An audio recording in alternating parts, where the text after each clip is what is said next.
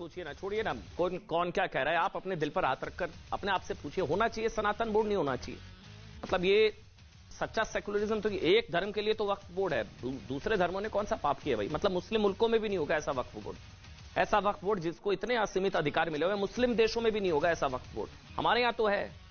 मतलब आज हम आपको ना वक्फ बोर्ड वर्सेस सनातन बोर्ड पर अपनी एक्सक्लूसिव रिपोर्ट दिखाने जा रहे हैं और यह भी बताएंगे कि कैसे कांग्रेस की सरकारों ने तुष्टीकरण के लिए वक्फ बोर्ड को सिर्फ शक्तिशाली नहीं बनाया, बल्कि इतना महाशक्तिशाली बना दिया कि वक्फ बोर्ड कुछ लोगों को मजहबी बोर्ड से ज्यादा, कुछ लोग कहते हैं कि भूमाफिया लगने लगा। सारी जमीन 8 लाख एकड़। लेकिन पहले आपको एक ताजा मामले के बारे में बताते हैं जिससे आपको पता चल जाएगा कि वक्फ बोर्ड को भंग करने की या फिर से इसके मुकाबले सनातन बोर्ड बनाने की मांग हो क्यों रही है। एग्जाम्पल देते हैं ना आपको, समझिएगा। ताजा मामला दरअसल तमिलनाडु के रानीपेट जिले के वेपुर गांव का है। एक एक शब्द को ध्यान से सुनिएगा। जिसकी 57 एकड़ जमीन पर वक्फ बोर्ड ने अपना दावा ठोक दिया। अब सुनिए, इसमें से 3 एकड़ जमीन वक्फ बोर्ड ने अपने कब्जे में ले भी ली है। ये जमीनें यहां रहने वाले लोगों ने 1980 के दशक में ली थी। उनके पास डॉक्यूमेंट्स हैं, कागज हैं, 1952 से जमीन के सारे रिकॉर्ड्स मौजूद हैं। लेकिन वक्फ ने कह दिया बात खत्म, चैप्टर क्लोज, असीमित अधिकार, सारे पेपर्स हैं, वहां कागज नहीं दिखाएंगे, सारी जमीन हथियाएंगे। यहां इनके पास डॉक्यूमेंट्स हैं।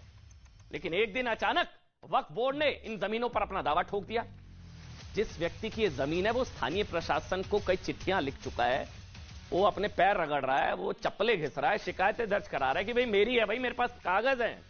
लेकिन वक्फ बोर्ड है भाई, वहीं कोई सुनवाई नहीं। इसी तरह एक व्यक्ति की एक और एग्जांपल देता हूं। 3.5 एकड़ जमीन तो तमिलनाडु वक्फ बोर्ड ने अपने कब्जे में ले भी ली है। इस जमीन पर करीब 30 परिवार रहते थे, 30 परिवार। ज्यादातर जमीन कृषि की जमीन है। लेकिन अब इन 30 परिवारों को जमीन पर अपना अधिकार साबित करने के लिए लड़ाई लड़नी पड़ रही है। The media that my document was fake. We were heartbroken. When we came to know that our land has been transferred, we went to the collector's office for an explanation. There was no intimation from the collector's office before transferring our property. 2 days later, teams came to our land to demolish the sheds and water pump set. Police entered our agricultural land. I fainted after seeing them. I told them not to take away my land. They also bought a JCB. I threatened them with life and my daughters came to my rescue. They said they have no one except me. I have 5 daughters and we'll all rely on the agricultural land for a living. तो मजे की बात की आपको पता भी नहीं लगेगा आपके हाथ से आपकी प्रॉपर्टी चलेगी, बताते भी नहीं है। ये तो बाद में पता लगता है कि हमारी तो जमीन ही चली गई, हमारे पास तो डॉक्यूमेंट्स हैं। लेकिन तमिलनाडु वक्फ बोर्ड के जो चेयरमैन है अब्दुल रहमान का दावा है कि यह जमीन वक्फ की है और अगर गांव वाले चाहें तो इसे कानूनी चुनौती दे सकते हैं। स्थानीय प्रशासन का कहना है कि उन्होंने इस मामले की रिपोर्ट लैंड कमिश्नर के पास भेज दी और आगे की कार्रवाई के लिए उनके जवाब का इंतजार किया जा रहा है। अब जिस तरह आप चप्पलें, अब हो गया, वक्फ बोर्ड ने कह दिया बात खत्म। देखिए, तमिलनाडु में वक्फ बोर्ड द्वारा आम लोगों की जमीनों पर दावे का यह पहला मामला नहीं है, ये बहुत समय से हो रहा है, इसलिए लोग इसको भूमाफिया तक कहने लगे हैं। मतलब जमीन निगलने वाला बोर्ड, ये तक लोग कहते हैं जमीन निगलने वाला बोर्ड है। पिछले साल भूख नहीं मिट रही है, फिर भी पिछले साल सितंबर में तिरुचेंदराई में एक आध एकड़ जमीन पर नहीं बल्कि 6 गांवों पर अपना दावा ठोक दिया। 6 गांवों पर।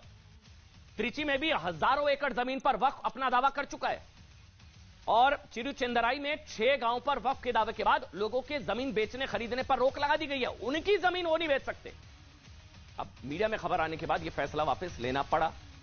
आपको जानकर हैरानगी होगी कि सेना और रेलवे के बाद भारत में, सुनिए फिर से फैक्ट, हैरान होंगे आप, सेना और रेलवे के बाद पूरे इंडिया में, पूरे भारत में वक्फ बोर्ड के पास सबसे ज्यादा जमीनें और संपत्तियां हैं। जी हां, अब होता क्या है वक्फ, ये जो